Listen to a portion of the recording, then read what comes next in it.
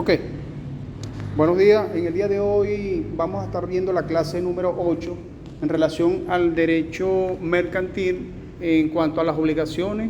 El tema de hoy, obligaciones y contratos mercantiles en general, que va desde el artículo 107 al artículo 132 del Código de Comercio. Otro punto importante que vamos a tratar en este tema es la compra, venta y cesión de derechos, según el artículo 133 al 149 del compraventa.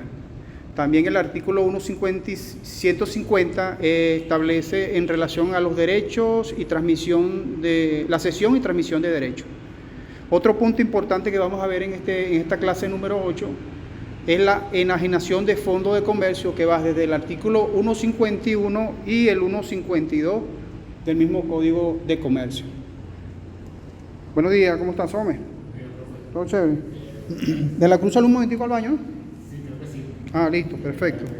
Ah, muy bien. Entonces, bueno, ya se le tomó asistencia a Luis y al amigo de la Cruz.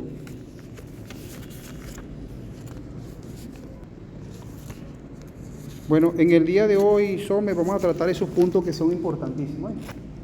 En primer lugar, tenemos las obligaciones y los contratos mercantiles en general, ¿sí?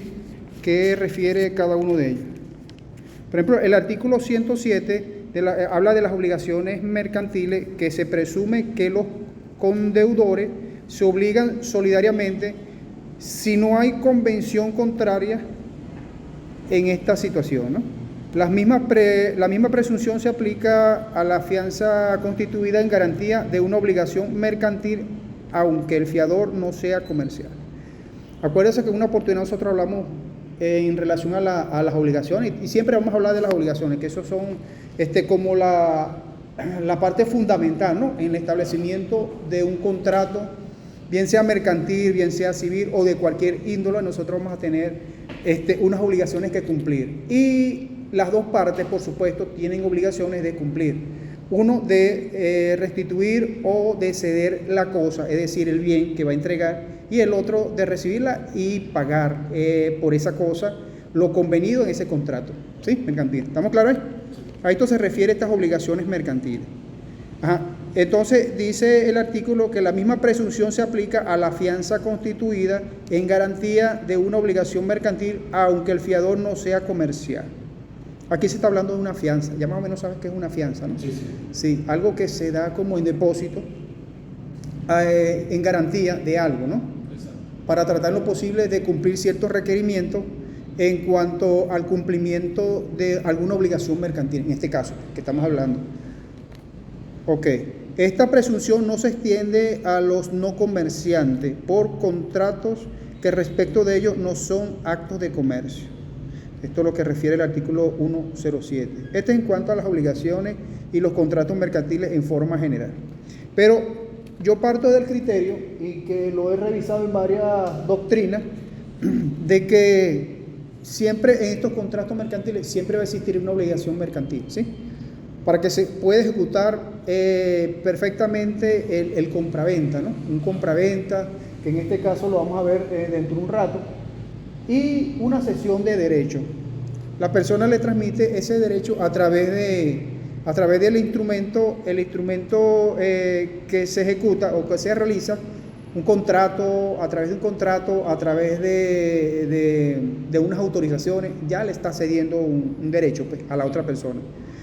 Por ejemplo, cuando una persona le cede un derecho, esta persona tiene que, de una u otra forma, retribuírsela a la parte contraria, es decir, la otra parte, para que se pueda perfeccionar una compraventa en este caso, pues, ¿sí? El artículo 108 está referido a las deudas mercantiles, ¿sí?, que refiere de las sumas de dinero líquidas y exigibles que devengan de pleno derecho el interés corriente en el mercado, siempre que éste no exceda del 12% anual, ¿sí? Lo que se cobra generalmente son 12% según lo que establece acá, en cuanto a la liquidación, y que son devengables, pues, en pleno derecho de interés. El artículo 109 está referido a que el contrato es mercantil para una sola de las partes. Aquí lo está definiendo ya, que es el contrato, ¿no? Un contrato mercantil. Para una sola de las partes todos los contratantes quedan en cuanto a él sometidos a la ley y jurisdicciones mercantiles, excepto las disposiciones concernientes a la cualidad del comerciante y salvo disposición contraria de la ley. Sin embargo, y si la parte no comerciante fuera demandada, los lapsos judiciales no podrán acortarse sino en los casos previstos en el Código de Procedimiento Civil. Esto en cuanto las partes contratantes, ¿sí?, que siempre tienen que estar sometidas a la ley. La ley mercantil se rige generalmente es por el Código de Comercio, ¿sí? Y por ejemplo, cuando se va a existir alguna controversia o alguna demanda por algún incumplimiento de algún contrato que de repente sea exigible, este se va a hacer a través, sí, justamente a través del Código de Comercio, lo que es la Constitución, todo el procedimiento administrativo que implica realizar una demanda, ¿no? Una demanda para hacer valer un derecho y unas obligaciones que están establecidas previamente en un contrato. Y entonces eso generalmente, por ejemplo, a la gente que se busca muchos problemas, ¿saben? Sí. Que de repente saben que tienen que cumplir y entonces se hacen como los Willy May, como dicen por allí, ¿no? Los paisanos, y entonces no cumplen o no honran esas obligaciones.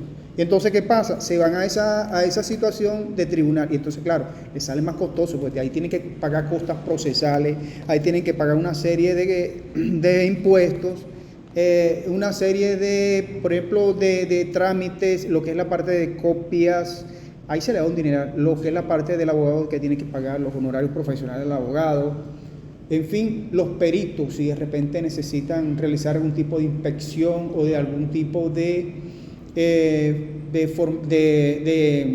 chequeo en cuanto a los libros mercantiles, ¿saben? Acuérdense que, como le dije anteriormente a De la Cruz la vez pasada, en la clase pasada, a los libros no se le hace inspección, se le hace una experticia contable, ¿sí? Para determinar dónde está el fallo y dónde está lo que se persigue, es decir, lo que se busca redimir en ese momento, pues restituir, esa es la palabra, restituir.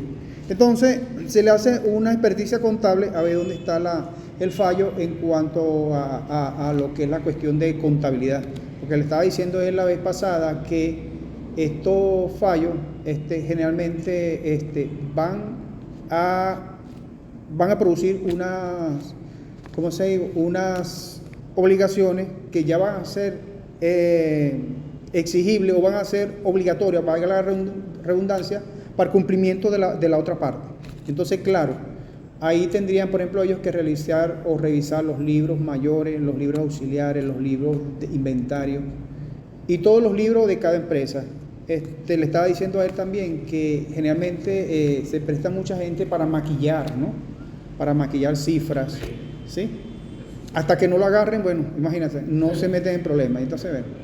Entonces no dan el aporte, es decir, cuando van a declarar no dan la suma correcta.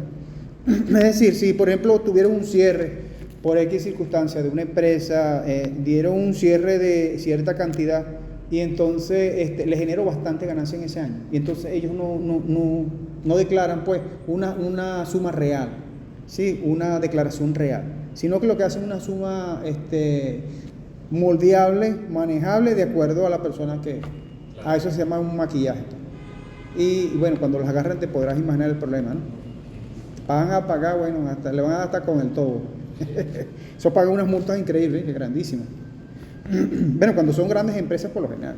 ¿Cuánto es aproximadamente la multa de eso? Esas multas están en el valor, por lo menos tienen que pagar, yo sé que tienen que pagar, porque acuérdate que eso estaba valorado en el petro, claro. Pero como lo del petro ya no lo están, ya no lo están aplicando. Más sin embargo, toman como referencia, incluso en el Sarén, toman como referencia el petro. Acuérdate que el petro lo habían tasado en principio a $60 por petro, ¿no?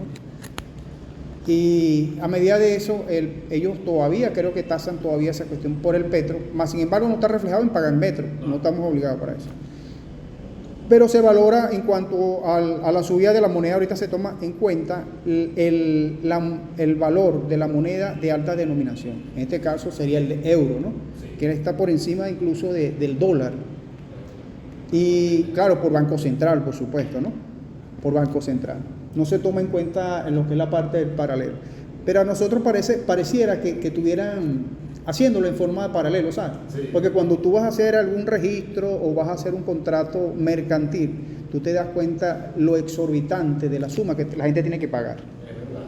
Y entonces tú sacas la cuenta y que según lo que es la parte de la ley de registro y notaría, no te da la cuenta. O sea, no te da la cuenta. Por ejemplo, si te dices que tienes que pagar 0.5 de Petro, que te lo dice todavía, entonces tú, no me da. Ahí están cobrando algo más. Pero es una cuestión de un derecho notarial que tienen ellos allí. Y eso creo que lo suman en cuanto van a sacar lo que es la parte de la planilla única bancaria, que es la PUC, ¿sabes? Entonces ahí se refleja el monto que tienes que pagar. Pero cuando tú ves esos montos, la gente, wow. Por eso es que generalmente la gente trata en lo posible de hacer las cosas por otra vía, de forma particular o privada. Dígame, cuando vas a vender un inmueble, ¿no? Te podrás imaginar el dineral que tienes que pagar nada más en impuestos.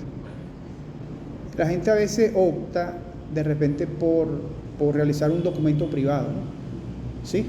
Por ejemplo, en el caso, sí, por esa vía. Es un documento privado, es tan válido como, si no hay controversia, es decir, no hay contraposición de un erga omnes, es decir, una oposición de un tercero que le haga oposición a estos dos, perfectamente ese documento puede valer toda la vida. Y si la persona no tiene personas que tengan que reclamar alguna sucesión, en tal caso que ésta fallezca, no hay ningún inconveniente.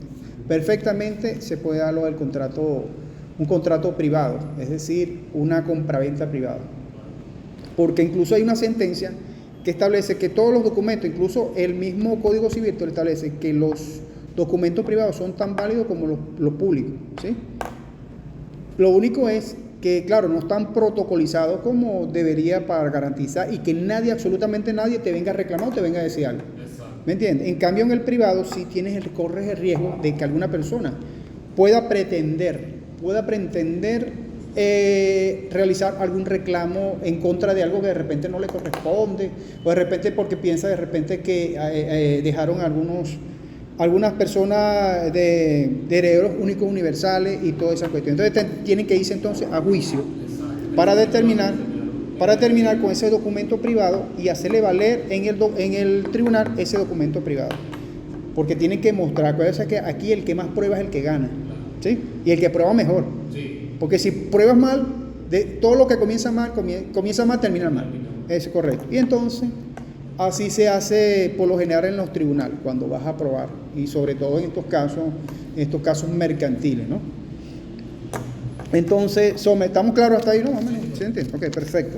Entonces seguimos, vamos a darle lectura, porque lo que vamos a hacer es una lectura y explicar algunas cositas ahí sencillas, para que te lleves alguna idea de lo que son las obligaciones, ¿no? Porque ya nosotros tenemos ya un camino bastante largo y recorrido en cuanto a lo del tema de las obligaciones. Sí. De todas maneras, el tema de las obligaciones ustedes siempre la van a ver en el tercer año en obligación en derecho. Yo creo que ya usted lo vio, ¿no? Obligaciones, ¿la viste? Sí. Derecho civil, 3, ese es 3. Ok, seguimos entonces. El artículo 109 indica que si su contrato es mercantil para una sola de las partes, todos los contratantes quedan en cuanto a él sometidos a la ley y jurisdicción mercantil, excepto las disposiciones concernientes a la cualidad del comerciante y salvo disposición contraria de la ley. Sin embargo, si la parte no comerciante fuere la demandada, los lapsos judiciales no podrán acortarse sino en lo previsto en el Código de Procedimiento Civil. Porque esto también, el Código de Procedimiento Civil rige para todos estos procedimientos civiles. Este es un procedimiento civil, Claro. ¿sí? Tanto del comercio, tanto lo que es la parte de lo que establece lo que es la parte civil en sí, el matrimonio, la parte de sucesiones, todo eso es la norma procedimental, cómo se debe realizar y los pasos y los lapsos, ¿no?, que establece ese código. También aplica para el Código de Comercio. Entonces, todo lo que está sometido a la ley perfectamente se puede hacer en una jurisdicción. Por ejemplo, van a demandar por ejemplo, hicieron un contrato y determinaron que el problema y la jurisdicción, en caso de alguna controversia, va a ser los tribunales de aquí de Caracas. Y entonces resulta que de repente ellos quieren lanzarse esa controversia o esa demanda a través de unos tribunales de La Guaira, por decirlo algo. Ya ahí está fuera de jurisdicción, ¿sí? Porque tiene que ser en la misma jurisdicción donde ellos determinaron el contrato, no donde la persona requiera o quiera, porque se acuerda que hay un contrato bilateral. Y entonces hay unos acuerdos que ambas partes deben de cumplir en caso de que surja alguna controversia. Si no hay controversia, es decir, si no hay un inconveniente en cuanto a algún reclamo de esta contratación o de lo que ellos pretenden, en este caso un compraventa que no se realizó o no se dieron las circunstancias, es decir, no entregaron el dinero completo o faltó o quedaron una promesa bilateral. O sea, hay muy bien las cosas que se pueden presentar, ¿no? Y de repente la persona quiere de una u otra forma presionar con eso, realizarle a él una demanda, ¿me entiendes? Una demanda mercantil. Porque presume de que de repente puede ser que bueno, sí le van a restituir su derecho, pero eso es largo, ¿eh? Es un proceso tedioso. Sí. Entonces es preferible, siempre se le aconseja, por ejemplo, a los clientes que traten lo posible de resolver en el momento, ¿sabe? Agotar todas las vías posibles de la forma más idónea y pacífica. Yo siempre digo la parte pacífica, porque si se va en guerra, acuérdate que cuando la gente está en conflicto, en guerra, la gente no entiende nada. La gente va para adelante y ciego, sin importar las consecuencias. Después, cuando ocurran los hechos desagradables, lamentables, es que se van a dar cuenta, wow, hice tal cosa, ¿me entiendes? Entonces uno siempre tiene que en lo posible estar muy ecuánime, muy tranquilo, muy en paz para tratar lo posible de resolver. Porque lo mejor es llevar las cosas siempre en paz y de la misma forma, realizar y solucionar las cosas de esa forma. Porque si tenemos algún conflicto, algo que nos aqueja, algo que nos, ¿me entiende?, que nos atormenta o de repente nos presiona, las cosas van a salir mal. Olvídate de eso. Las cosas van a salir mal y no se va a dar pues el objetivo, no se va a lograr y no se va a cumplir el objetivo. Ok. Si quieres leer el artículo 10 para que tengas tu intervención también allí. Artículo 110. Ajá. Para que la propuesta verbal de un negocio obligue al proponente, necesariamente ser aceptada por la persona a quien se dirige. Y en defecto de esa aceptación, el proponiente queda libre. Ok, perfecto. Vamos a pasar al artículo 111. Léelo por ahí. Artículo 111. La propuesta hecha por escrito debe ser aceptada o desechada dentro de 24 horas. Si las partes residentes en la misma plaza venció este plazo, la proposición se tendrá como no hecha. Ok, ellos dan aquí, estamos viendo que un plazo entre 20 y 4 horas, ¿sí? Este es un término como un término medio, ¿no? Entonces, si en el transcurso de este lapso no se llegase a cumplir lo que la propuesta hecha por escrito, y debe ser aceptada o desechada durante ese lapso. Si no se logra durante este lapso, entonces las partes tratan de residir esta plaza, este contrato, ¿no? Y entonces ya el plazo queda vencido, ¿sí? A eso se refiere esta proposición. Entonces, una vez que no acepten o la desechen, si no se da en este término de los 20 y 4 horas, o sea, 20 horas y 4 horas, ¿sí? Es como por decir un término máximo 20 horas, 4 horas al mínimo, ¿no? Y entonces, si no se da en el transcurso de ese lapso, por ejemplo, 20 horas son ¿cuánto? 24, casi 2 días, ¿eh? Sí. Casi 2 días, porque, ok, si no se da en ese lapso, ya se tiene entendido que el plazo está vencido. Entonces tendrían que volver nuevamente a realizar este tipo de contrato. Seguimos entonces con el artículo 112, que dice que el contrato, lo que estamos hablando, un contrato bilateral, ¿sí? Bilateral te da a entender que son dos personas que están actuando allí, ¿sí? Exacto. Generalmente son dos personas, pero podrían ser un contrato entre 3, 4, las que quieran, ¿me entiendes? Pero generalmente hablamos de la parte A y la parte B. Porque, por ejemplo, la parte B podría ser con 5 personas y la parte A podría ser con 1 o 2 personas y el otro tiene 5. Entonces, hay una una variación allí, ¿no? Exacto. Más sin embargo, se habla en esta parte, contrato bilateral, dos partes. Aunque tenga 5 o 100 personas que lo represente ese grupo de esa parte, ¿no? La parte A o la parte B. Depende en el lugar donde se encuentre. Por ejemplo, podría ser un comprador o podría ser un vendedor, ¿sí? Vamos a ponerlo en esos dos puntos, vendedor o comprador, que es el tema que nosotros estamos hablando ahorita en relación a la compraventa. Y entonces esas obligaciones surgen entre estas dos partes, de las cuales que se dice que el contrato bilateral es entre las personas que residen en distintas plazas, que no es perfecto si la aceptación no llega a conocimiento del proponente en el plazo por él fijado o en el término necesario al cambio de la propuesta o de la aceptación, según la naturaleza del contrato y los usos del comercio. El proponente puede dar eficacia de una aceptación extemporánea. Extemporánea es que está fuera ya del tiempo, ¿viste? Cuando te hablan algo de extemporaneidad es porque ya el lapso ya está vencido. Y eso se refiere a los artículos también anteriores, ¿no? Claro. ¿Sí? Que está hablando de ese plazo vencido. Exacto. Ok. Dando inmediato aviso al aceptante. El proponente es la persona que generalmente, por ejemplo, que requiere, en este caso, vender. Ese es el proponente, ¿sí? Y el aceptante es el que presume que va a comprar, ¿sí? Ese es el aceptante. Proponente, aceptante. O sea, es que en la figura de los contratos existen muchas figuras que tú puedes poner, por ejemplo, en los contratos de arrendamiento. El arrendador, el arrendatario, ¿sabes? Claro. Entonces, hay muchas figuras, en este caso, un compraventa, el vendedor, el comprador. En el caso de una opción a compra, el opcionante, el opcionado.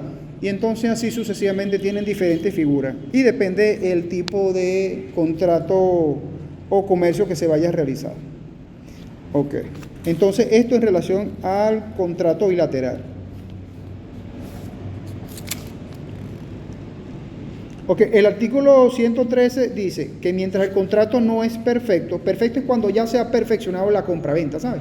Es un contrato perfecto, es decir, se dio el contrato entre las dos partes quedaron satisfechas y cada quien obtuvo la finalidad de ese contrato, ¿sí? Entonces se establece que es un contrato que se realizó de forma perfecta, se realizó y se consumó, ¿sí? Entonces las dos partes quedaron satisfechas en cuanto a eso.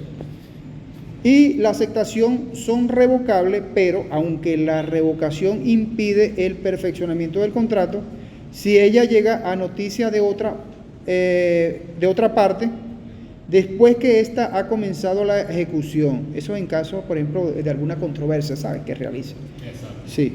El revocante debe indemnizarle los daños que la revocación le apareja, es decir, en caso de tratar en lo posible de echar o de virtuar o demandar ese contrato, ¿sí? Por ejemplo, quiero rescindir de un contrato porque me pareció que la persona no me cumplió con alguna de las cláusulas establecidas en el contrato. Porque primero tiene que ver que las cláusulas justamente hayan sido, por ejemplo, vulneradas, vamos a hacerla de esa forma, ¿no? Vulneradas por alguna de las partes. Y entonces en el convenimiento bilateral, ellos llegaron, por ejemplo, a un acuerdo de que no se podía hacer de esta forma, pero lo hicieron de otra.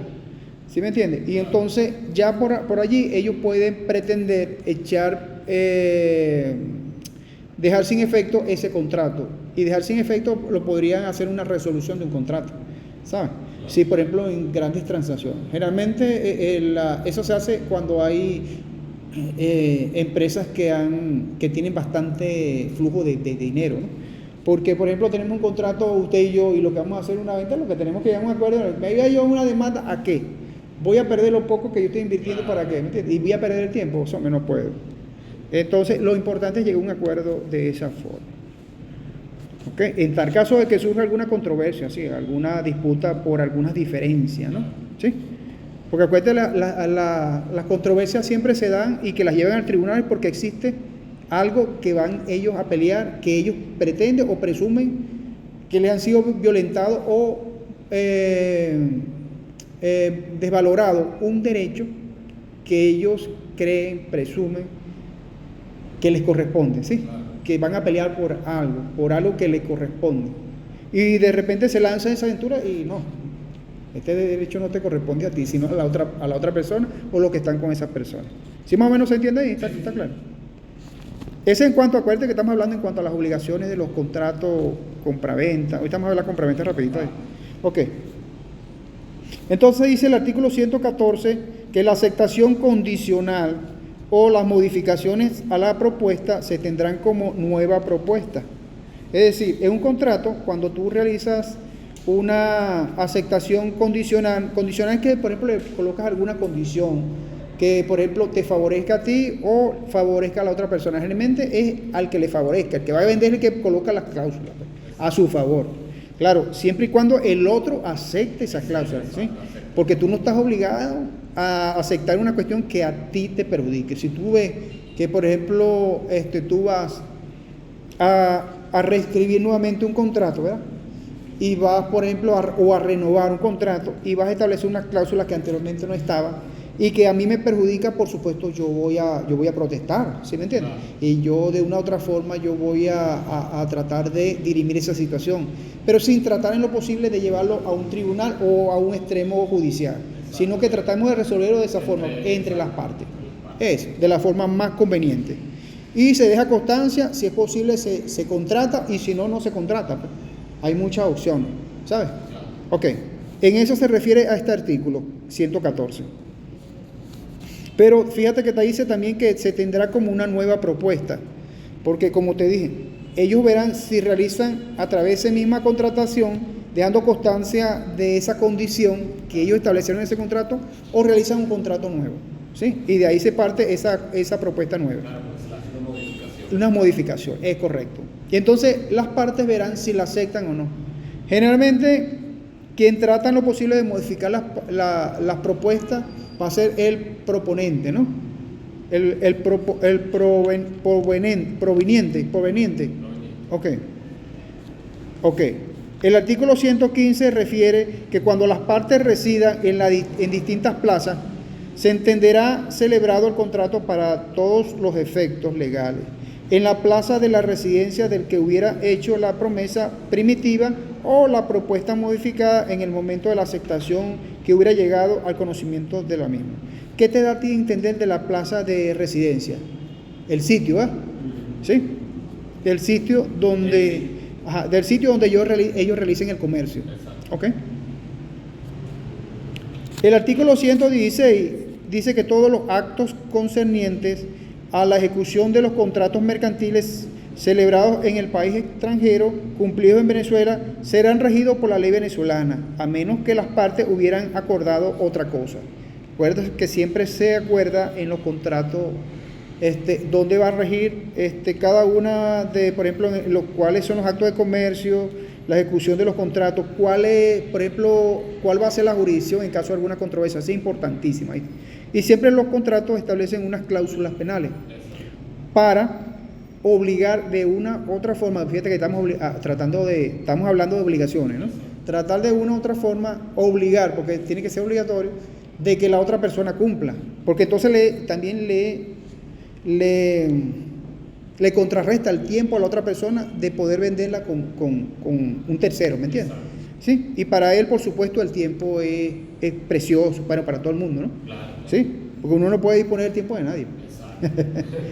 Y más, por ejemplo, si estás en estos casos que estás perdiendo dinero, no puedes. Sí. Ok, el artículo 117 dice que el deudor que paga tiene derecho a exigir un recibo y no está obligado a contentarse con la simple devolución del título de la deuda sin la nota de pago. Esto ya sabemos que, por ejemplo, cada vez que hagamos un contrato, la parte que recibe tiene que obligatoriamente darle un recibo, ¿no?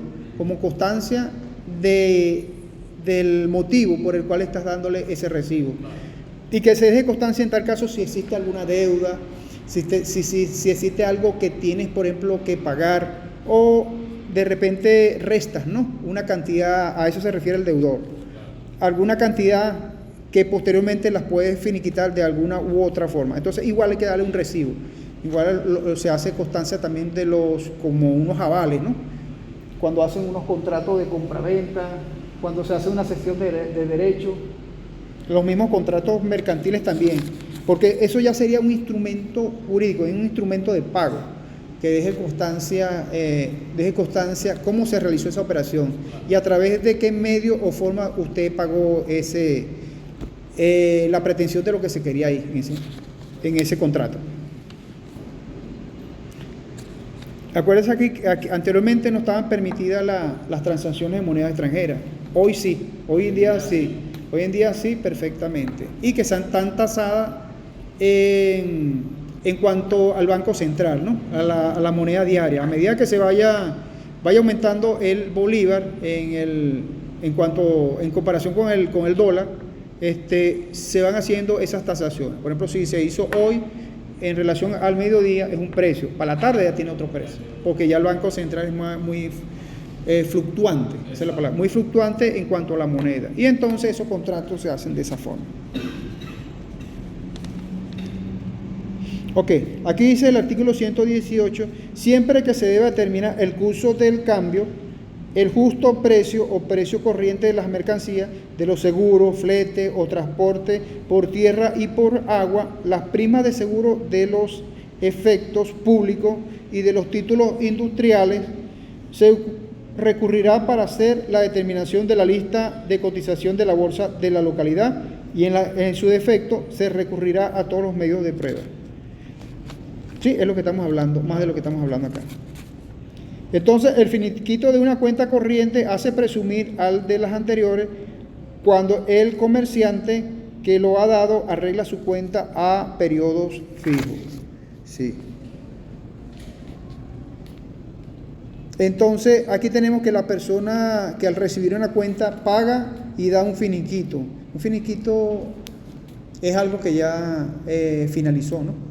Entonces, da como una constancia de que tú culminaste de pagar algo, que está, por ejemplo, un préstamo, en el caso de un préstamo, incluso la misma ascensión de derecho, algún préstamo que tú estás pagando a través de, por ejemplo, bien sea por una hipoteca, una casa, o cualquier otro bien mercantil, ¿no? Y entonces ellos te dan un finiquito para saber o quedar solvente, ¿no? De una u otra forma con ese finiquito.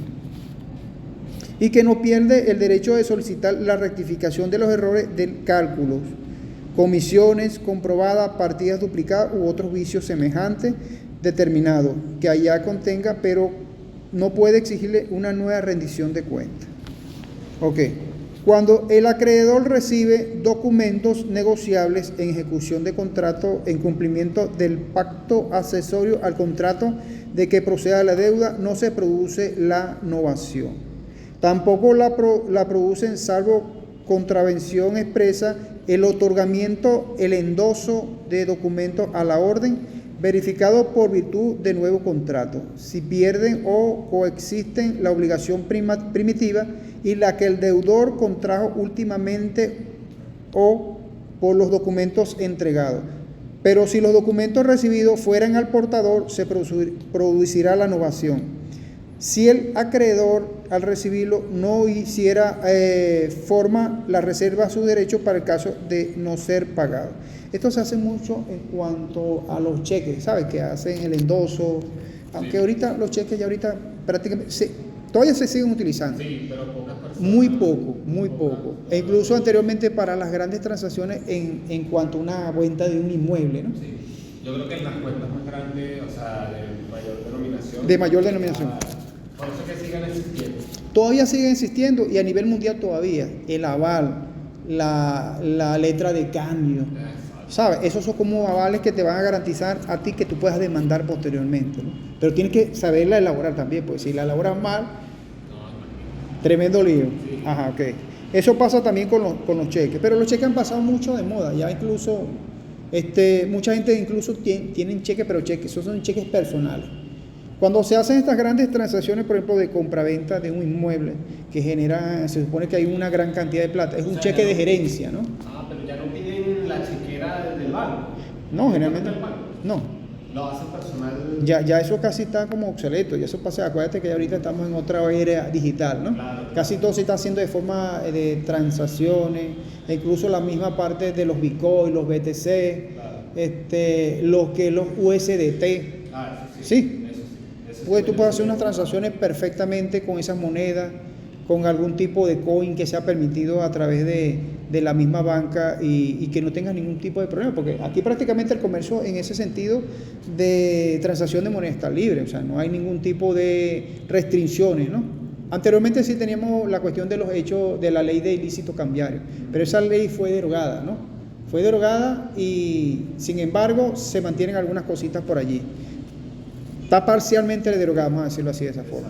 Profe, pero ¿y cómo tiene, o bueno, me explicaría cómo tiene aval, por lo menos un cheque personal? Porque yo Lo puedes hacer.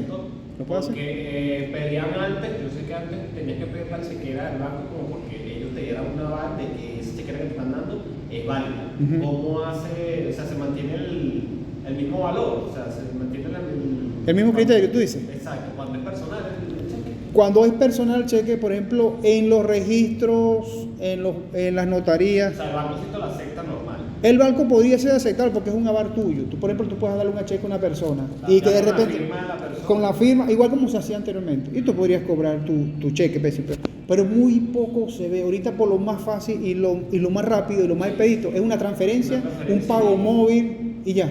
Exacto. ¿Me entiendes? Y te quitas ese problema, claro, le mandas el capture y listo. O a través del mismo QR que se llama, hace la cuestión del pago y listo. Pero se evitan ese problema, el problema esa de incluso hay muy pocos bancos que están entregando chequeras. Sí, es verdad. Entonces bloquearon toda esa parte. Yo tengo una cantidad de chequeras y nuevecitas. Porque era más fácil para mí hacer una transacción de forma electrónica que de repente emitir un cheque, ¿no? Y acuérdate que el cheque también corría el peligro de ser, ¿cómo se llama? Falsificado, ¿sabes? Adulterado. Entonces tú le colocas una cantidad de reporte, ellos le quieren colocar otra cantidad. Entonces sí, eso puede ser modificado. Y entonces el banco de repente no, los que están ahí, los banqueros, los cajeros, no están pendientes de esos detalles, ¿no? Claro. Porque ellos de repente tienen un gran volumen, no vale, conforme. Anteriormente se conformaba el cheque, esperaban que se conformara, si realmente tenían los fondos suficientes, daban un número de clave. Ya ahorita prácticamente eso, si te digo, muy pocas las transacciones que se están realizando en cheque.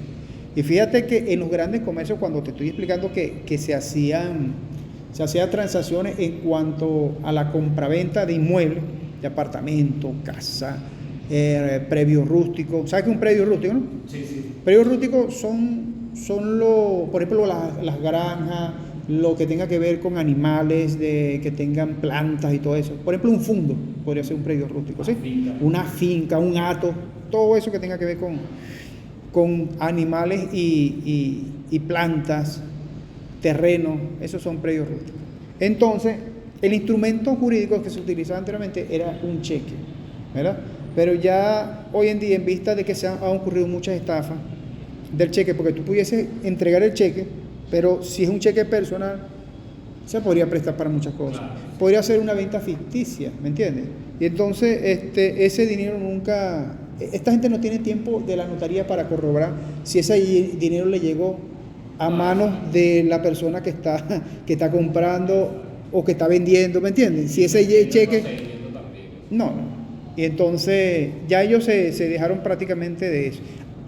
Me imagino, no digo que en unos pueblos puede existir esa forma, ¿no? Claro. Todavía que se mantenga esa forma original del instrumento ese jurídico que sería el cheque, pues, como un medio de pago. Actualmente, por ejemplo, cuando vas a hacer una transacción en moneda extranjera, le sacas copia a los billetes, a todos los seriales, y eso va a ser como justificativo tú, que la persona te lo firme y todo, y eso va a ser para incorporarlo en cuanto te pidan de dónde viene la proveniencia, porque tienes que declarar ahora con el CENIAT, tienes que bajar una planilla. Una planilla que es la obtención de los fondos y el fin de esos fondos. Y entonces, ambas personas tienen que firmar, tanto el comprador como el vendedor. ¿sabes? Determinar de dónde justificar, de dónde sale este fondo y hacia qué destino va ese fondo. Eso se hace mucho por la misma ley esta de terrorismo, ¿sabes? Antiterrorismo, terrorismo, ley de drogas, ¿sabes? Porque de repente presumen que pueden ser dinero ilícito. Y entonces ellos para curarse en salud hacen toda esa misma situación. Entonces dejan constancia de que el dinero que es proveniente de fondos lícitos y que han sido, por ejemplo, tus ahorros de tu propio peculio, de tu esfuerzo, de tu trabajo, todo eso lo deja constancia allí. Y los dos ponen las huellas, las firmas y nada, eso lo dejan constancia allí. Aparte que te estoy diciendo la copia del dinero, ¿no? Del dinero, de los cheques, de los dólares, los cereales, ¿sabes? Para dejar constancia de todo eso. ¿Cuánto fue el monto de la transacción? Exacto. Ok. ¿Sí más o menos se entiende? Sí. Ok, el artículo 22 está referido a la garantía a creencias vencidas de un comerciante contra otro comerciante, originada de un acto de comercio para ambas partes. El acreedor puede ejercer el derecho de retención sobre las cosas muebles y valores pertenecientes a su deudor, que estén en posesión de aquel con el consentimiento de éste, por causa de operación mercantil y mientras subsista la posesión. Se reputa que el acreedor está en posesión de tales cosas muebles o valores si se hallan en almacenes o en sus naves o en el de sus comisionistas. En la aduana, acuérdate que las naves están hablando es de las naves estas buques, ¿no? Esas son unas naves, igual las naves de esas aéreas, pero generalmente son las naves esas de aduana, naves de buques, ¿no? Buques mercantes y todo eso, que transportan mercancía y todo eso. Ok, el derecho de retención procede aún en caso de que la propiedad de cosas muebles o valores ha sido transferida por el deudor a su acreedor o entregada a éste por un tercero por cuenta del deudor, pero con la condición de transferirlo de nuevo al deudor. El derecho de retención subsiste respecto a terceros cuando se les pueda oponer las mismas excepciones que el deudor, si esto se reivindicasen las cosas muebles o valores que son objeto del derecho de retención. No hay lugar al derecho de retención cuando éste sea incompatible con el incumplimiento de instrucciones dadas en el deudor o acreedor antes de entregar las cosas muebles o valores, o entregarlo, y también cuando sea compatible con el mandato aceptado por acreedor de dar tales efectos y uso determinado. El deudor puede impedir el ejercicio del derecho de retención dando caución real. Ok. Tenemos entonces el artículo 123, Sommer. Si lo puedes leer para... que está más fresco que yo. El derecho de retención puede ejercerse por acreedores cuyos créditos no sean exigibles en los casos siguientes. 1. Cuando el deudor estaba de quiebra o de retraso en sí. 2. Cuando se haya seguido en ejecución contra el deudor sin resultado de las instrucciones del deudor o el acreedor. Acreedor, ajá. O el mandato aceptado por él de dar las cosas y valores un uso determinado, No se oponen al derecho de retención cuando el acreedor no ha venido en conocimiento de cualquiera de los hechos expresados en los números primero y segundo de este artículo, sino después de la entrega de las cosas o valores o de la aceptación del mandato. Ok, esto está referido, Sommer, en relación a lo que es la parte de una retención que ellos hablan, de que se puede ejercer por acreedores cuyos créditos no sean exigibles en los casos siguientes. Están referidos a lo que cuando hay estado de quiebra, de atraso. Claro. Hay, por ejemplo, comerciantes que se declaran en quiebra, como lo vimos creo que en una oportunidad, y que ellos de una u otra forma, si por ejemplo la quiebra la produjo de forma intencional, ya ahí habría un dolo, ¿no? Porque el dolo viene de la parte de la intención. Entonces ya se produciría un delito, ¿no? Delito y eso es sancionado.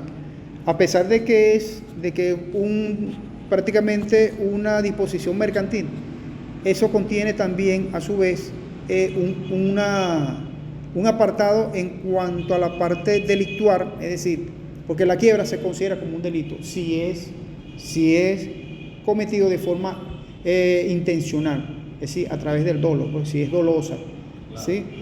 Porque de repente sucede que esa quiebra se produjo por unas causas fortuitas de fuerza mayor y que de repente tú no tuviste la culpa de que por qué tu empresa se vino abajo o tú tuviste que declararte porque en quiebra porque no cubrías los gastos suficientes o no cubrías los montos para seguir adelante o inyectarle recursos para que la empresa pueda subir. Entonces te ves en la imperiosa necesidad de declararte en quiebra por ciertas razones, por la parte de que no cuentas con los recursos o no puedes solventar esa empresa, y entonces tiene unos pasos exigibles por la ley para que tú te declares en tal caso y des notificación de eso. Pero cuando, por ejemplo, la gente se declara en quiebra, por lo general, que de repente lo quieren hacer una quiebra fraudulenta, ¿no? Ya eso vendría siendo un delito. Y entonces ya eso sí es penal. Pues acuérdate que eso afecta a lo que es la parte del fisco, ¿no? Claro. Sí, todo lo que entre, todo lo que dejó de percibir esa empresa. Y más que todo cuando son empresas grandes, que por ejemplo tienen cantidades de empleados que van a quedar en la calle, ¿no? Sí. Ellos incluso podrían demandar al propietario de ese comercio y exigirle posteriormente que les pague pues todas sus deudas, todos sus pasivos, lo que de repente ellos pretendan de que le corresponde, ¿no? Y del tiempo determinado que estuvieron ahí. Entonces para eso se incoacta una demanda en un tribunal correspondiente, pero en mercantil, para que le hagan valer esos derechos. ¿Sí? Más o menos se entiende ahí de eso que es. Ok, las obligaciones, el artículo 24 dice que las obligaciones mercantiles y su liberación se prueban con documentos públicos, ¿sabes? Con documentos privados, mire, documentos públicos y documentos privados, ambos son importantes para probar. Con los extractos de los libros de corredores firmados por las partes en la forma prescrita en el artículo 7.3. ¿Qué dice el artículo 7.3? Eso, si lo puedes leer.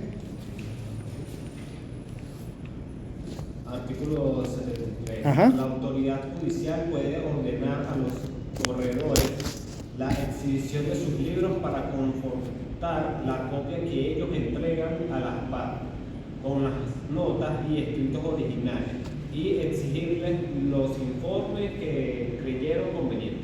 Ok, a eso está referido este artículo 124 en este apartado, que le exigen que la ley cumpla en cuanto a las obligaciones de estos documentos, ¿sí? Y entonces aquí dice también, con los libros de los corredores, según establecido en el artículo 7.2, con facturas aceptadas, y con los libros mercantiles de las partes contratantes, según establecido en el artículo 38, con telegrama de conformidad con lo preceptuado en el artículo 1375 del Código Civil. ¿Qué nos dice el Código Civil? El 1375. Vamos al 1375. ¿Tiene el código? Ok.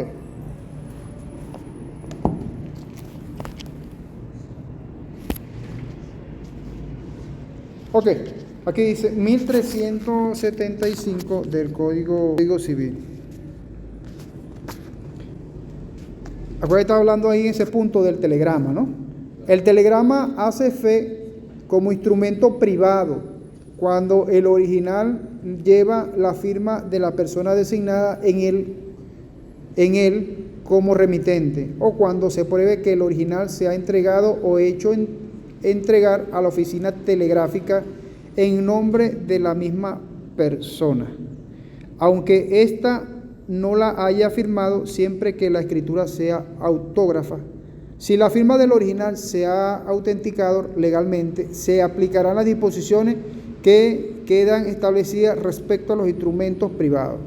Si la identidad de la persona que lo ha firmado o que ha entregado el original se ha comprobado por otros medios establecidos en el reglamento telegráfico, se admitirá la prueba contraria.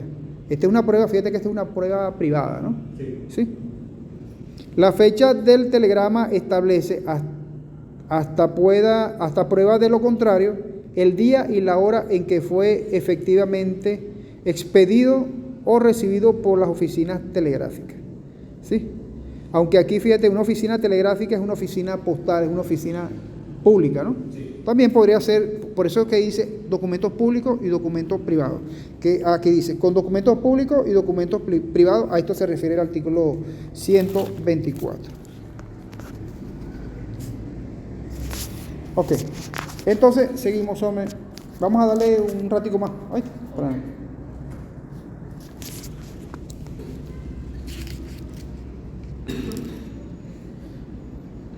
Ok, aquí dice el artículo 125 que en caso de errores, alteraciones o retardos en la transmisión de los telegramas, se aplicarán los principios generales respecto a la culpa, pero se presume excepto de esta al remitente del telegrama que lo ha hecho cotejar, conforme a las disposiciones de los reglamentos telegráficos. Es lo que estamos hablando ahorita en el artículo 1375 del Código, ¿sabes? En relación a los telegramas.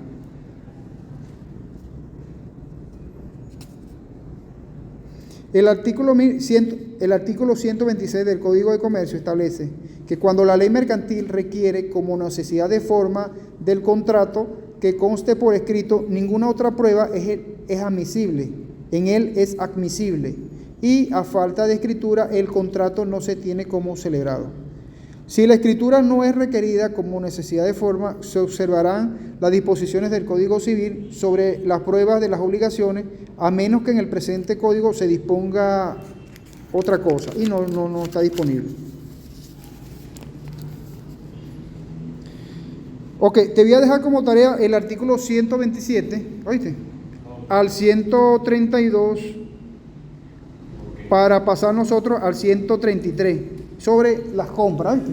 Antes que se nos vaya el tiempo acá, pues el tiempo se va rapidito. Sí. En relación a la compra y venta de la cesión de derechos, que está en el artículo 133. Si lo puedes leer, eso. Artículo 133. Okay. La venta mercantil de la cosa ajena es válida y obliga al vendedor y al comprador con resarcimiento de daños y perjuicios. Muy bien. ¿El siguiente? Artículo 134. La venta mercantil hecha por un precio no determinado en el contrato es válida si las partes han convenido en el modo determinado después. La venta hecha por el justo precio o por el precio corriente es también válida. El precio se determinará en conformidad con los libros de los corredores de las bolsas en el día y lugar de la venta. La determinación del precio puede ser encomendada al árbitro de una determinación del precio que puede del tercio elegido en el contrato o elegible posteriormente. Si en los casos previstos en la parte anterior el electo no quiere o no puede aceptar el encargo, las partes procederán a hacer nuevos nombramientos. En todo caso, en que las partes no puedan acordarse para hacer la elección del tercero, lo nombrarán la autoridad judicial. Muy bien. El 135 refiere que si las mercancías vendidas están indicadas en el contrato solo por su especie, cantidad y calidad, sin otra designación suficiente para determinar un cuerpo cierto, ¿verdad? El vendedor está obligado a entregar la especie en la cantidad y en la calidad prometida. Esto en cuanto a la parte del compraventa. Acuérdate que el compraventa puede uno comprar lo que uno se puede imaginar. Y siempre yo parto del principio de que un compraventa lo hacemos cada vez que nosotros, por ejemplo, vamos a una panera, estamos haciendo ahí un compraventa. Sí, estamos estableciendo, es un contrato de compraventa. ¿sí? Aunque no lo único que nos dan es la factura cuando nos paga, es un contrato, ¿sí? Él tiene unas obligaciones, en las dos partes, como es bilateral, se establecen obligaciones. Algo pactan así, de forma automática. Yo voy a comprar algo y voy a pagar algo por ese producto que está vendiendo la persona, ¿no? En este caso, por ejemplo, la panadería, un comercio cualquiera, y entonces ya ahí se establece un acto de comercio. Y entonces estamos celebrando también un contrato, ¿sí? Aunque sea un contrato no como lo estamos estableciendo de forma pública, ¿no? Pero un contrato privado, ¿sí? Y además de eso, que hay una prueba que es indispensable, que es el papelito que te están dando, ¿no? Como la constancia. Es lo que estábamos hablando acá, que están obligados a darte por lo menos un recibo, ¿sí? ¿Estamos claros? Sí. Entonces, esas dos partes ya hay un contrato. Todo lo que uno haga en la vida, yo lo veo de una forma así. Desde que uno se levanta está haciendo ya un contrato, porque estás recibiendo algo a cambio. Anteriormente, hay contratos también de forma verbal, ¿no? Eso se da mucho en la costumbre, cuando es verbal, que no está establecido, la forma consuetudinaria. Pero generalmente en un comercio se supone que ellos deben de darte algo por escrito. Claro, con la excepción, por ejemplo, tú vas a un pueblo y vas a comprar alguna fruta, algunas verduras, y de repente la persona tiene cómo responder en cuanto a nada más la parte efectiva, ¿no? El dinero. Dice, exige nada más para que se realice esa compraventa el dinero efectivo, y no tiene transacción, no tiene punto, no tiene forma de, ¿me entiendes? Y entonces se perfecciona la compraventa al momento de que él te entregue el producto y tú pagues en ese momento. Pero no hay otra prueba escrita privada, en el sentido que un tiquecito que te va a conformar, ¿no? O sea, un recibo, ¿no? ¿Sí? ¿Sí se entiende eso? Eso está sencillito. No, sí, claro. Ok, perfecto.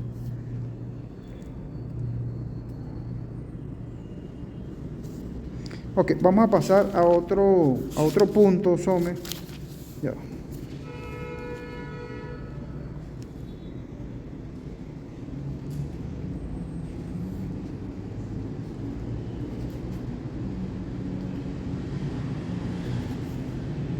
Ok, establece el artículo 141.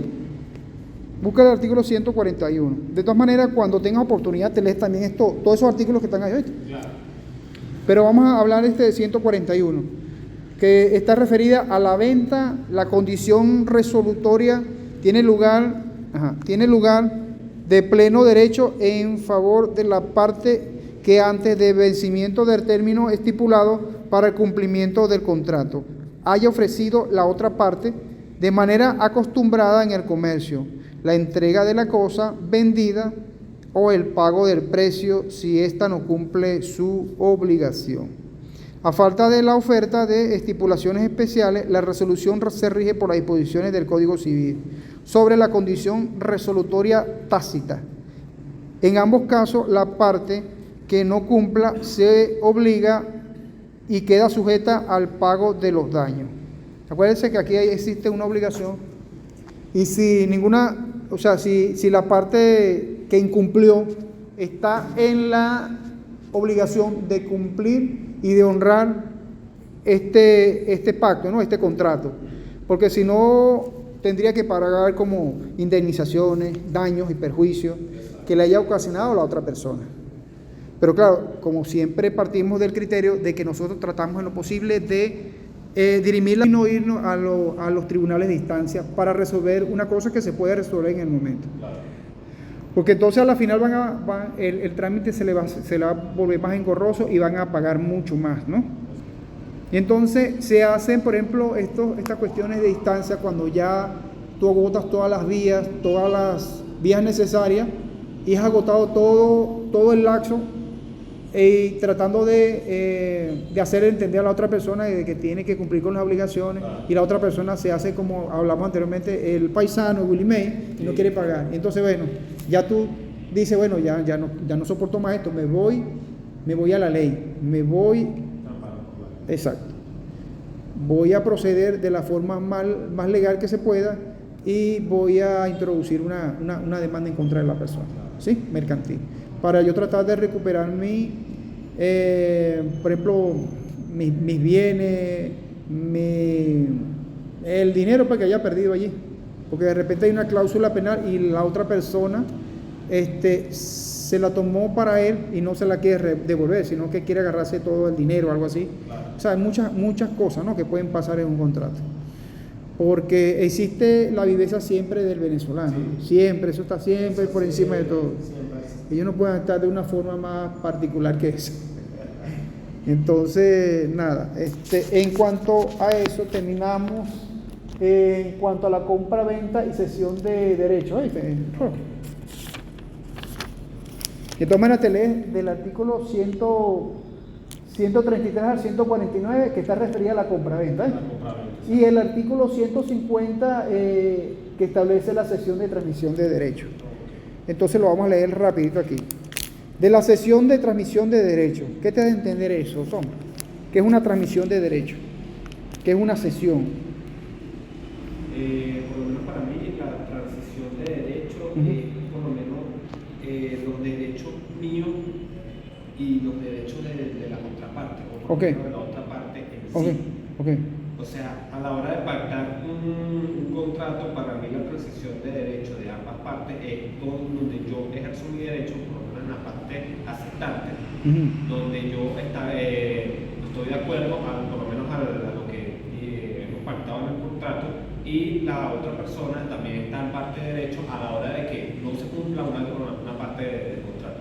O sea, a la hora en sí, en resumen, el contrato pacta de ambas partes de derecho, porque cuando no se llega a cumplir una de esas cláusulas, hay una de las personas que ejerce su derecho a decir no estoy de acuerdo, o esto no es así, o no estoy de acuerdo con este precio, en la parte proponiente no estás en deuda, no me has pagado cierta cantidad, necesito esto, necesito aquello. Entonces ambas partes ejercen su derecho en sí.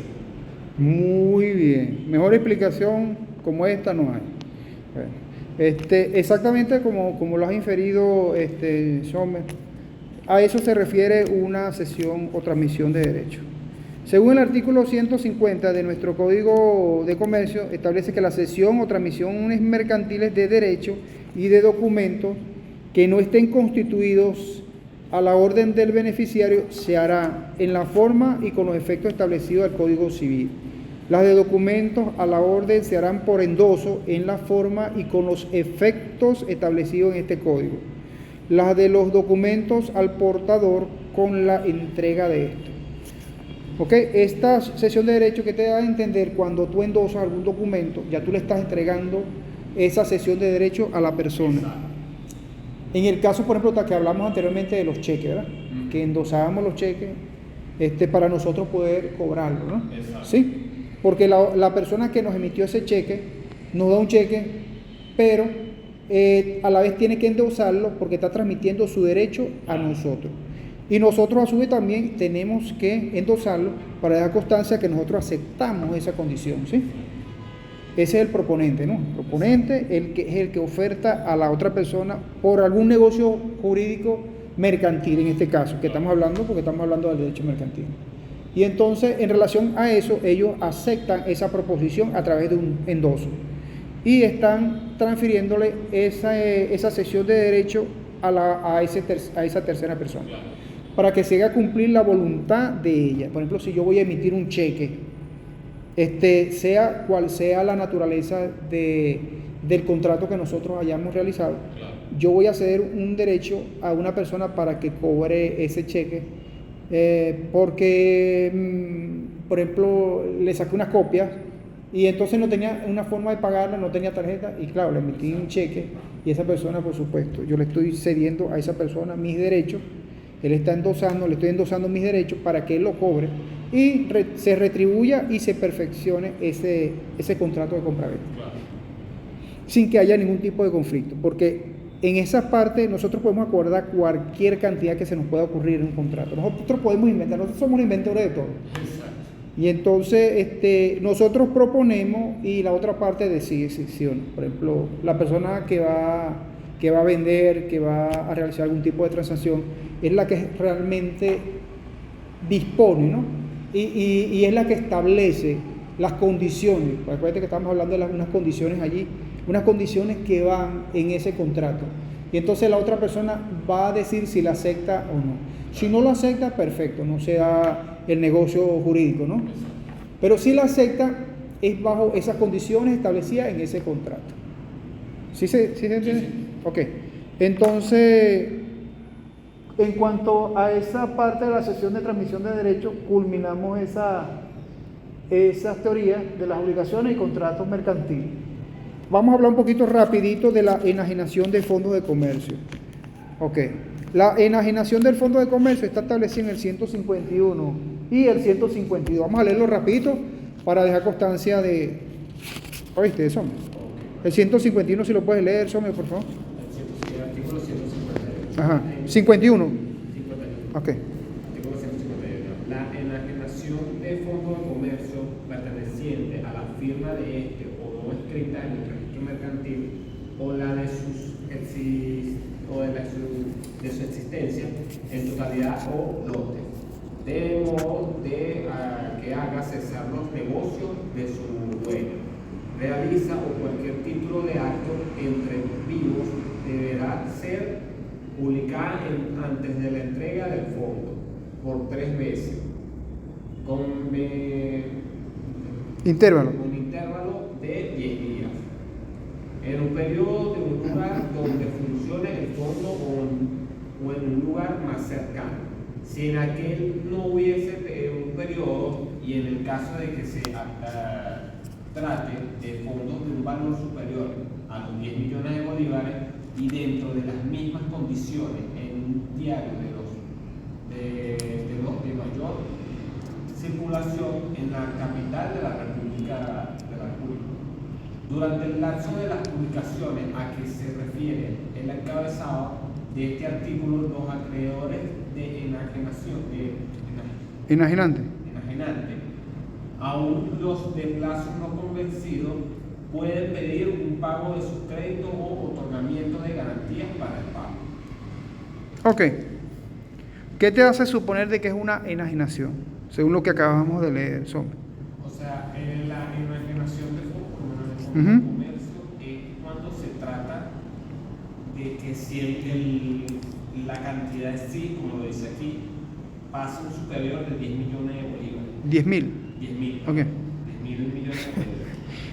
A la hora en sí, bueno, yo creo que si llega a pasarse en sí, yo creo que no sé si hacen una modificación o llegan a un acuerdo a ambas personas, porque si una cierta cantidad, claro, ya eso ahorita no sé si actualmente lo establece, porque ahora la gente hace la compraventa, pero a cambio de la moneda actual.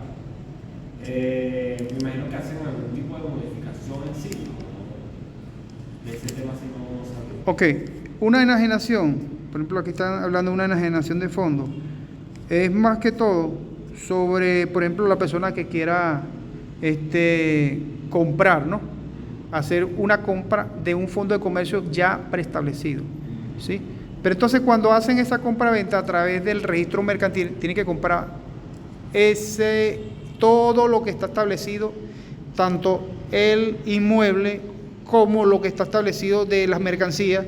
Esa es una enajenación de fondos, ¿sí? No es a la hora de comprar un kiosco. Un kiosco puedes comprar una enajenación de fondos. Enajenar es una enajenación, cuando dicen así, enajenación, pero es una compra que se realiza a través de un registro mercantil y dejando bajo ciertas prerrogativas, ¿sí? Pero acuérdense, como dice aquí, 10.000, esto ya esta cifra no es, tiene que ser una cifra actual, ¿no? Exacto. Habría que ver cuánto... ¿La cifra actual sería ahorita? No, ahorita sí, un fondo de comercio, eso está costoso, ¿no? Y en caso de que se trate de fondos de un valor superior a los 10.000 bolívares, imagínense, habría que tasarlo por el Banco Central. Ajá. ¿Sí? Primero por allí. Por ahí. Sí. Y dentro de las mismas condiciones a un diario de la mayor circulación de los capitales de la República. Esto se refiere que luego que hagan toda esta cuestión del compra-venta, tienen que colocarlo en un diario de circulación nacional, pero mercantil, en el cual que quede como un registro, exacto, con el nuevo enajenante, ¿sí? El enajenado, porque va a ser el enajenante es el que entrega, y el enajenado que va a querer, como decir, el comprador, ¿no? que va a quedar con esa figura, con esa nueva disposición de enajenación de fondos, es decir, que esa empresa va a estar registrada a nombre de esa persona, y entonces por eso se hace la cuestión de la circulación. Es como decir cuando tú constituyes una empresa, acuérdense que tienes que ir a un registro, a un periódico local, registrarlo en unas cuestiones mercantiles, ¿sí? Para que sea de circulación nacional e incluso internacional, depende del comercio, ¿no? Y que aparezca en las páginas, que si en las páginas amarillas, en las páginas de, por ejemplo, lo que es la parte de Google, que está muy de moda ahorita, ¿sí? Por ejemplo, todos los comercios por lo general que estén registrados deben aparecer para que sean más ubicables por las personas, ¿sí? Cualquier firma personal, incluso, cualquier firma personal, tú lo metes, lo colocas la palabra, por ejemplo, Pedro Pérez Alfombra, una firma personal, y te va a aparecer en el sitio donde está operando. Que sí, todo eso actualmente se está registrando de esa forma. Entonces te da como la ubicación exacta, como ya están registrados. Ahora, si no aparece es porque no hicieron esa parte del registro, ¿no? O sea, de la notificación al diario mercantil, para que sea publicada y que sea de circulación nacional. Porque ellos llevan unos registros, ¿sí? Porque acuérdate que ya son unas personas jurídicas. Y como personas jurídicas ya ellos pasan a formar parte de lo que es la parte, lo que es el listín de comercio. Y entonces ese listín de comercio los tienen casi todas las revistas mercantiles, ¿sí? Y a través de sus publicaciones siempre van aunque tú no hayas pagado posteriormente, generalmente sí pagan, ¿no? O sea, los impuestos y la cosa tienen que estar al día porque el CENIA siempre está en día. Y justamente como ellos los ubican de esa forma, ¿sabes? Hasta de repente tienes una empresa mercantil en un cerro incógnito por allá, pero aparece tu registro. Sí, eso se está dando mucho, ¿sabes? Haz la prueba que tú veas. Entonces te aparece la cuestión de la identificación esa de ubicación, y te va a decir, aquí está, como echándole la grama, ¿no? Mira, aquí está, ¿para qué? Justamente ellos hacen esa forma, porque están registrados en esas gacetas mercantiles y en esos diarios mercantiles, ¿sí? Y entonces, de por sí ellos cumplieron, pues, con las normativas exigidas por el Código de Comercio. Registraron su empresa y dieron los pasos concernientes a que luego se hiciera la publicación mercantil. Eso se llama publicación mercantil. Entonces, por supuesto, esa publicación va a aparecer en toda Venezuela, donde tú la ubicas, va a aparecer. E incluso me atrevo a decir que la gente de afuera, en tal caso que quiera conseguir, por ejemplo, si existe un hotel, hotel Picapiedra, entonces, que está ubicado en Caracas, inmediatamente allá te sale la señalización. Sí. Eso más o menos mapa Google, ¿qué se llama? Google Mapa, Google Mac. Sí. Bueno, eso. Te ubica eso. Eso está muy moderno eso. Pero tiene que estar registrado mercantilmente, pues, sí, porque esas publicaciones, esas son publicidades. Y entonces justamente la parte del CENIA se ubica mucho con esta gente. Cuando van a hacer, por ejemplo, que inspecciones y a pasar revistas por allá, ve qué hay y a ver si la gente está al día con los emolumentos. Entonces hacen mucho eso. Por eso es que cuando uno se mete en el Google Maps, ya te salen de una vez ubicadas cuáles son por lo menos los sitios de comercio. Todos los sitios, justamente por eso, claro, porque están registrados, porque justamente ellos cumplieron con esa cuestión. Ya, los hoteles, todo eso tiene que cumplir con todo eso. Sí, aparece en la ubicación. Google Maps, sale tu ubicación y sale todo. Eso es correcto. Justamente salen por eso. Porque tú buscas un sitio que no esté registrado, comercio no va a aparecer. No aparece. ¿Ve? Te aparece la zona como referencia, el punto de referencia que te diga, pues. Pero por lo menos el comercio sí no te va a aparecer, exacto. Y justamente eso se encarga las publicaciones mercantiles, de los registros, y obligatoriamente tienen que hacerlo, pues. Están obligados a hacer eso, para que en cada ubicador aparezca el nombre de esa empresa. Así pasa con el registro de la enajenación de fondos, ¿viste? Enajenación de fondos entonces va a tener un nuevo propietario, ¿sí? Que tiene la figura de enajenador y el enajenante, ¿no? Sí, o enajenado, como lo quieras llamar. Ok. Ese es como el arrendatario y el arrendador, ¿sabes? En este caso. Pero aquí en este caso, cuando es un fondo de comercio, generalmente se vende todo, ¿no? El fondo de comercio implica vender todo. No vas a vender, por ejemplo, lo que diga las acciones, ¿no? Porque otra cosa es vender las acciones y otra cosa es vender el fondo de comercio completo. Cuando vendes el fondo de comercio, que estás vendiendo todas las propiedades, todo lo que está establecido en ese, incluso el sitio donde opera ese fondo de comercio. Que muchas veces se ha confundido, muchos de las personas que realizan trámites mercantiles, que realizan, por ejemplo, vamos a hacer una venta, ¿no has escuchado por ahí? Una venta de fondos de comercio. Sí, una vez sí. ¿Sí? Sí, hace tiempo. Sí. Empezando la carrera, sí, Ajá. sí escuché esa frase y sí me llamó mucho la atención. Y entonces a eso se refiere, ¿oíste? La enajenación es con una venta. Lo que pasa es que le dice enajenación, porque vas a ocupar toda esa parte de todo ese inmueble como tal, y entonces, pero a raíz del fondo de comercio. Es como decir, vas a darle un nuevo propietario a ese fondo de comercio, el cual va a estar registrado como si estuviese registrado en una compañía, y luego para hacer una publicación como un mercantil. Entonces va a aparecer, pero el trámite no tienes que hacer partir de cero, sino que ya está todo creado. En cambio, una compañía, comienzas de nuevo, ¿sabes? Y entonces, posteriormente tú puedes vender ese fondo de comercio, pero con todo. Cuando vas a vender una parte, por ejemplo, vas a vender el nombre de la compañía, vas a vender las acciones, ¿sí?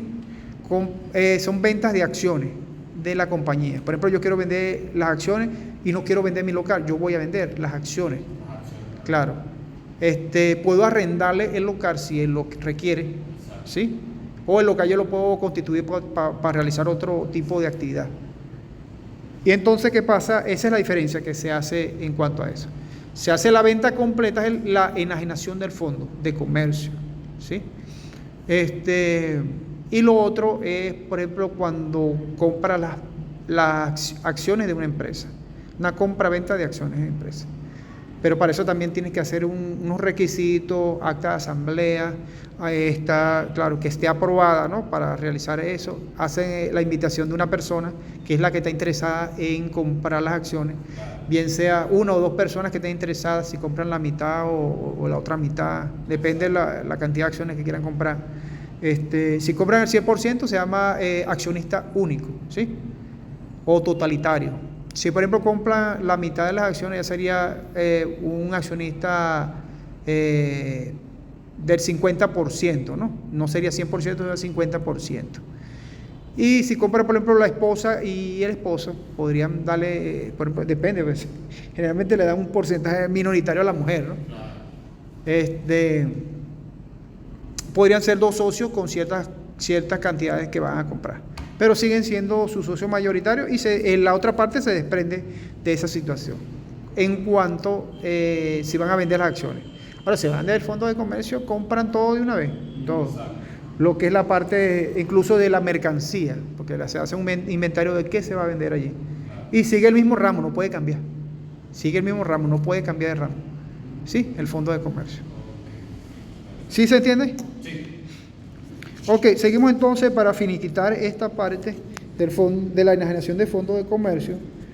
Se dice que el artículo 152, cuando no se hayan cumplido los requisitos expresados en el encabezamiento del artículo anterior, es decir, el 151, lo que estamos refiriéndonos, el adquiriente del fondo del comercio es solidariamente responsable con el enajenante frente a los acreedores de este último. Es otra cosa también, que puede ser que el comercio haya dejado deuda y vengan otros acreedores a cobrarte, ¿sabes? Claro. Por las deudas que tú hayas dejado. Epa, buenos días, ¿cómo estás? ¿Todo chévere? Sí, ¿no? Ok. Entonces, puede ser que en esa enajenación de ese fondo de comercio hayas dejado alguna deuda y esos acreedores vengan posteriormente a querer cobrarte de una forma de mandarte, ¿sabes? Porque de repente esta persona Este enajenante no te dejó claro si tenías deuda, ¿no? De por sí la gente tiene que estar clara, revisar los libros, ¿sabes? Para eso están los libros. Y creo que establece que para vender, por lo menos si es un apartamento, para venderle a otra persona, la persona actual, o sea, el dueño actual del apartamento, antes de vender, tiene que estar solvente en todos los pagos del condominio. Todo. Pero es para poder venderla a la otra persona. justamente en ese caso de los apartamentos es otra cosa, porque eso ya sería un compraventa civil e inmobiliario. Acuérdate que aquí estamos hablando del comercio, ¿sí? Pero sí, más o menos así. Por ejemplo, cuando tú vas a comprar un inmueble, se supone que ambas partes tienen unas obligaciones. Igual, se parte del mismo principio. Una parte tiene, la parte que va a vender, ¿cuáles son las obligaciones de él como vendedor? Tener todos los documentos listos, ¿cierto? Ficha catastral o carta catastral actualizada, porque ahora está pidiendo una carta actualizada, por ejemplo, de ficha catastral, que eso se vence en menos de un año, ¿sabes? Entonces, imagínate. Pero esa es la cuestión de los impuestos municipales que tienen que pagar, de la alcaldía, el SUMA, esa gente. Y entonces tienes que tener al día todos esos impuestos, solvencia de luz, solvencia de agua, de hidrocapital, si no pagas igual, si tienes gas también pagas, teléfono, facturas telefónicas, condominio, ¿sabes? Condominio, ¿qué otra cosa te exigen? Hidrocapital te dije, ¿no? Todos y cada uno de las solvencias que se estipule allí. Luz, agua, todos esos los servicios que son importantes. Pero eso es lo último que se saca, porque eso se vence también, ¿sabes? Y adicionalmente de eso, tienes que descargar una planilla del CENIAS, que es la 0800, una cosa así, 8800, donde tienes que llenarla y pagar un impuesto, ¿sí? De acuerdo al valor de lo que vayas a vender, ¿sí? Luego de eso, por supuesto, tienes que presentar el documento que te haga el abogado del compraventa, con todos esos requisitos que estén ajustados todo a derecho. Incluso en algunos sitios, algunos registros inmobiliarios te están pidiendo, aparte de la ficha catastral, lo que es el empadronamiento, ¿no? El empadronamiento es más que todo, es como una ficha catastral, pero cuando se empieza de cero. Más que todo se aplica, lo veo desde este punto de vista, y que lo dice la ley, es sobre casas, ¿sabes? Los apartamentos generalmente necesitan una ficha catastral, ¿sabes? Porque ya está previamente constituido, y lo que tú vas a hacer es una renovación en tal caso, ¿sí?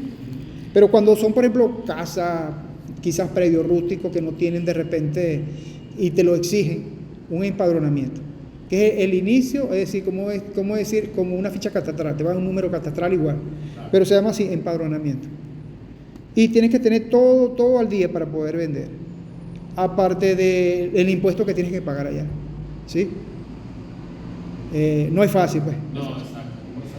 Pero también podrías hacer, por ejemplo, la gente también está optando a hacer, por ejemplo, hacer las opciones, como te digo, las opciones de compra-venta de forma privada, porque también las puedes hacer por la notaría, pero si te vas por la notaría te va a pagar más, es más costoso. Exacto. Y la gente está haciendo con un abogado privado esas opciones, hasta que tanto la persona no termine de pagar, porque todo el tiempo o mensualmente tienes que ir a renovar un contrato, o cada tiempo renovar, entonces plata, pierdes plata, ¿me entiendes? Claro que esto lo va a pagar el que va a comprar. Acuérdate que el que compra es el que va a pagar todo. La otra parte no va a pagar, sino que el compromiso de él o las obligaciones de él van a ser tener todo al día. Y el otro, por supuesto, encargarse, aquí está el billetico, lo que necesita la otra parte es el RIF, su cédula de identidad y tener el dinero, más nada. Y por supuesto encargarse de todos los trámites, es decir, el pago, que va a desenvolver para sufragar todos esos gastos, porque él es el que va a cargar con todas esas consecuencias de pago, ¿sí? Así más o menos pasa también de esta forma, en todo así, el que va a comprar es el que va a pagar todo. Tú vas a hacer un contrato, tú eres el propietario de un inmueble, la persona que va a adquirir es el que va a pagar la vaina, ¿sí? ¿Estamos claros? Bueno, tenemos aquí entonces, para finiquitar esto, el artículo 152, si lo puedes leer,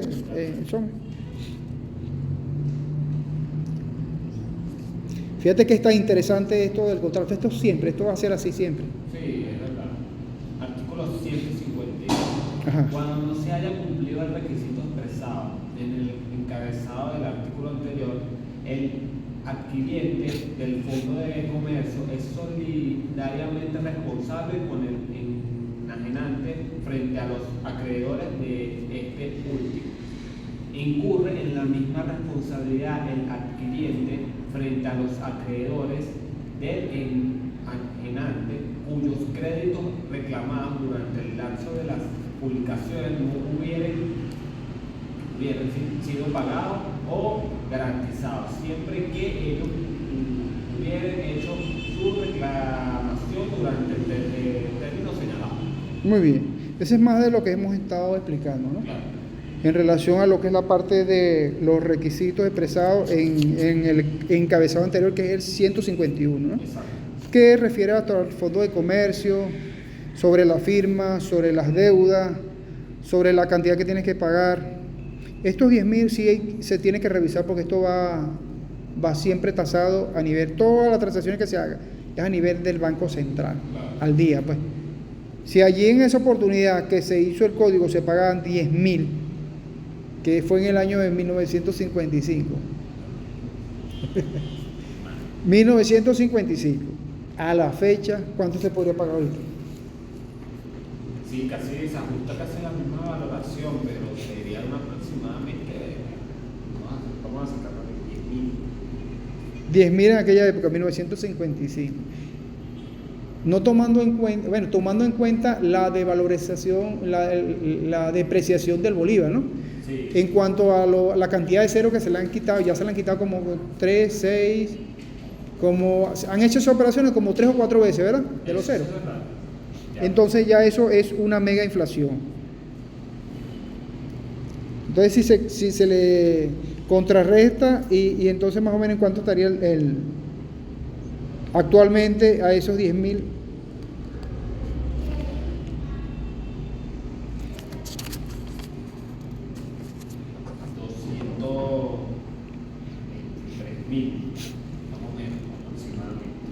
Es un dineral. Calcúlalo ahorita en dólar, para más o menos tener una cifra más clara. Y ese por la media bajita, ¿eh? Sí. El dólar pasó ya a 44 y algo, creo que fue. Sí. Qué barbaridad. ¿Qué vamos a hacer? Serían aproximadamente entre 20 y 24 mil dólares. Imagínense ustedes. Entre 20 y 24 mil dólares, que pasa que si las diferencias son casi 1.000 o 2.000 más. Y te digo exactamente, esos son los montos que cobran en los registros. Cuando tú vas, por ejemplo, a realizar cuando tú vas a realizar una compra-venta de un inmueble que está valorado por imagínate que el valor sea de, sácale la cuenta rapidito, que sea un valor del inmueble de $60.000. Ponte tú que sean de 60 o de 80.000. Calcula en $60.000. 60.000 al Banco Central, claro. Acuérdate que están sujetos a la moneda del Banco Central, al cambio. 60.000. Serían 2.682.000. 2 millones o 2.000. Sí. Bueno, 2.000, exacto. Ajá, como 2.000 y pico. Exacto. Eso más o menos en impuestos generalmente la gente paga por un apartamento, más o menos para que tengas un valor, por impuesto, cuando vas a vender, porque tú eres la gente que no está vendiendo así, ¿me entiendes? Con razón. ¿Tú no te has dado cuenta de eso? No. Claro, no mira, sabía que era tan altísimos esos impuestos. Por ejemplo, si tú, estás vendiendo un inmueble, ponle tú 20.000 bolívares, en 20.000 bolívares. Entonces ellos te cobran un porcentaje, por 20.000 bolívares te están cobrando más o menos como, hay gente que te han pagado hasta $1.500, $1.600 por 20.000 bolívares. Y te lo estoy diciendo porque hay colegas que han hecho esa situación y hay otros amigos también que han vendido. Me dicen, por su portal. Y entonces que se van por la vía privada. Claro. ¿Sí me entiendes? Sí. Siempre y cuando te estoy diciendo no haya más nada que hacer. Porque lo demás es recomendable, por supuesto, hay que hacerlo protocolizado. Exacto. Para evitarse todos esos líos pues, porque de repente la persona muere, fallece, entonces tiene que irte a juicio a probar con ese documento privado. No es fácil, pero esa es una alternativa, ¿no? Una alternativa que la gente busca. vas a dejar todo tu dinero en fisco, en cuestiones de impuestos, no, terrible, es una cosa exorbitante. No, eso es así, ¿oíste? Es así. Bueno, Sorme, con esto entonces culminamos la clase del día de hoy, la clase número 8 del día de hoy, martes 11. ¿Sí? ¿Hoy es 11? Sí. 11 de noviembre. Sobre el derecho mercantil, las obligaciones, los contratos mercantiles en forma general, que van desde el artículo 107 al artículo 132. Al igual que la compra y venta y cesión de bienes y derechos del artículo 133 al 149, que está referido a la compra-venta. El 150 está referido a la cesión y transmisión de derechos. Igualmente dejamos constancia de la explicación de la enajenación de un fondo de comercio establecido en el artículo 151 y 152 del Código de Comercio. Con esto damos finiquito a la clase del día de hoy y espero que todos tengan buen día. Hasta luego.